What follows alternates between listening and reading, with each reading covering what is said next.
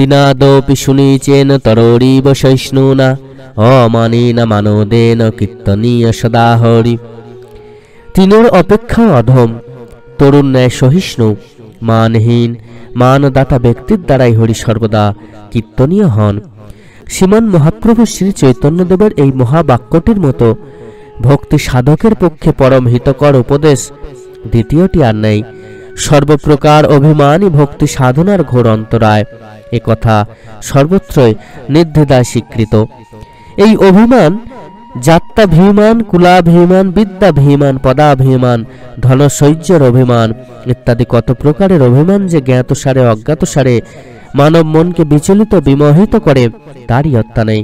অভিমান জন্ম নেয় অহং ভাব থেকে, তাই কেবলমাত্র বাহ্য আচরণের উপর অভিমান ত্যাগ বা নিরভিমান হওয়া নির্ভর করে না। শ্রীমদ্ ভাগবতে তাই তো ভগবানের উক্তি, ন যস্য জন্ম কর্ম ভগ্ন বন্যশ্রাম গতিভি সজ্জাতে স্মিহং ভাবদেহে বৈশহারে প্রিয়।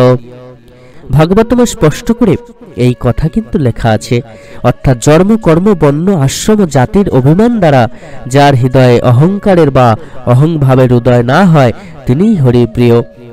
অহংভাব বা অভিমান ভক্তিপথের এক মহান বাধক। ভক্তি শাস্ত্রে তাই সর্বত্র এই ভাব বর্জনের উপদেশ দৃষ্ট হয়। দৈনন্দিন জীবনেও আমরা দেখতে পাই অহংকার বা অভিমান মানুষকে একে অপরের বিষয়ে জানতে, নিকটে আসতেও অপরিহার্যভাবে হৃদয় বিনিময়ের ক্ষেত্রে কি বিষম অন্তরায় সৃষ্টি করে। ভগবান হলেন অকিঞ্চন গোচর, যারা অকিঞ্চন তারাই তাকে প্রাপ্ত হন। তাই তো মহাপ্রভু শ্রী চৈতন্যদেব আলোচ্য উপদেশে সকল প্রকার অহংকার ও অভিমান দূর করার কি অপূর্ব এক নিদানের কথা বলেছেন। হরি কীর্তনের অধিকারীকে কোন ভাব থাকলে কীর্তনের রসাস্বাদন করতে পারা যায় ও সেই ভাব অন্যের মধ্যে সঞ্চারিত করা যায়, এই সকলেরই উত্তর কিন্তু এই আলোচনার মধ্য দিয়ে আমরা পেয়ে যাব। শ্রী শ্রী ঠাকুরের কথায়, কীর্তন জীবনে ব্রত বলে জানবি, প্রচণ্ড বেগে কীর্তন করবে, কাজ করবি, কীর্তন ভাঙলেই যে তিমিরে সে তিমিরে, আবার সংসারে প্রত্যেককে ইষ্ট ভাববি।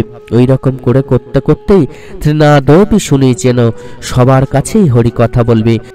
এই অমৃত নামে আধিবাদী সব দূর হয়, ভবরোগ দূর হয়, মুক্তি তার করতলে হয়।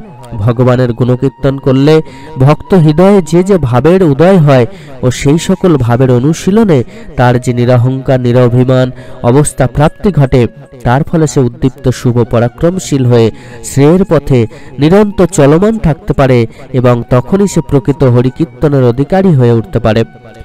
যে সকল ভাব ভক্তকে ভক্তিভাবে নিত্য বিরাজ করতে উদ্দীপক হয়ে থাকে সেগুলো চর্চায় যত্নবান হওয়া যাক। এক হচ্ছে তৃণাদপি শুনিছেন। তৃণ মাটির উপরে সকলের পায়ের নিচে থাকে, এর জন্য কিন্তু তার জন্মদাত্রী মা মাটির কাছে কোনো অভিযোগ নেই, নেই কোনো আক্ষেপ, বরং তার কোমল ভাব দিয়ে সে সবাইকে আরাম ও প্রসন্নতা দান করে থাকে। ভক্ত জীবনের ভূমিকা যেন তার থেকেও বেশি হয়, তার জীবনের সান্নিধ্যে এসে যেন সকলেই তৃপ্তি, শান্তি ও জীবন পথের উদ্দীপনা লাভ করে। তরোরিব সহিষ্ণুনা, তরু বা বৃক্ষ যে সকল জীবের পরম আশ্রয় তা বলাই বাহুল্য।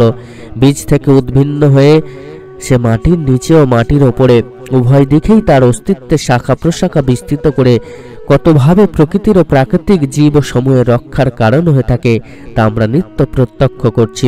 কিন্তু এর জন্য তার উপর যে কত রকম বিরূপ ক্রিয়ার সংগঠন ঘটে তাও প্রত্যক্ষমান, তাও কিন্তু আমরা দেখতে পাই।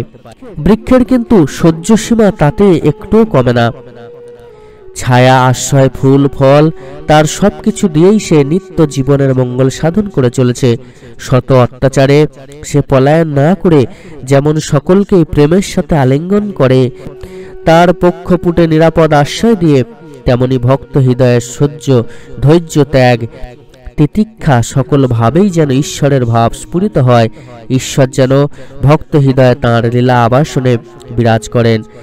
অমানিনা, এক্ষেত্রে মূল পত্রই হল অমানিন, অর্থাৎ যার মান নেই, অভিমান নেই, যে মান সর্বস্ব নয়, সেই পারে সর্ব অহংকারের ঊর্ধ্বে বিরাজমান শ্রীহরির কথা বলতে, তাঁর ঈপ্সিত আচরণে সমৃদ্ধ হয়ে তাঁকেই তাঁর অহংকারের বিষয় ভাবতে ও তাঁর গুণকীর্তন করতে সে ইষ্ট বা আদর্শেই মুগ্ধ হয়। ও তার এই মুগ্ধ ভাবে ভাবিত হয়ে কত লোকের যে উন্নতি হয় তার ইয়ত্তা নেই। মানদেন মূলপত্রী, মানদ অর্থাৎ যে অপরকে মান দান করে সম্মান দিয়ে থাকে, বৈষ্ণব ভক্তি ধারায় বিনয় অর্থাৎ বিশেষভাবে যে ভাব ঈশ্বরের দিকে নিয়ে যায়, সেই ভাবের প্রেক্ষিতে অপরের মান রক্ষা ও মান দান অত্যন্ত পবিত্রতার সঙ্গে স্বীকৃত হয়েছে। এতে যুগপথ একদিকে যেমন মানদাতার অহংকার গলিত হয়, তেমনি মানপ্রাপ্ত ব্যক্তির হৃদয় আপ্লুত হয়, সেও অপরকে মান দিতে শত পবিত্র হয়ে ওঠে। এইভাবে নিরহংকার নিরভিমান একটি ভক্ত হৃদয় ঈশ্বর ভাবে ভাবিত হয়ে সকলের আশ্রয় হয়ে ওঠে। আর তখন ভূমানন্দে বিরাজিত হয়ে পরমপিতাই তোমার অহংকারের বিষয় হন, আর তুমি তাতেই আনন্দ উপভোগ করো।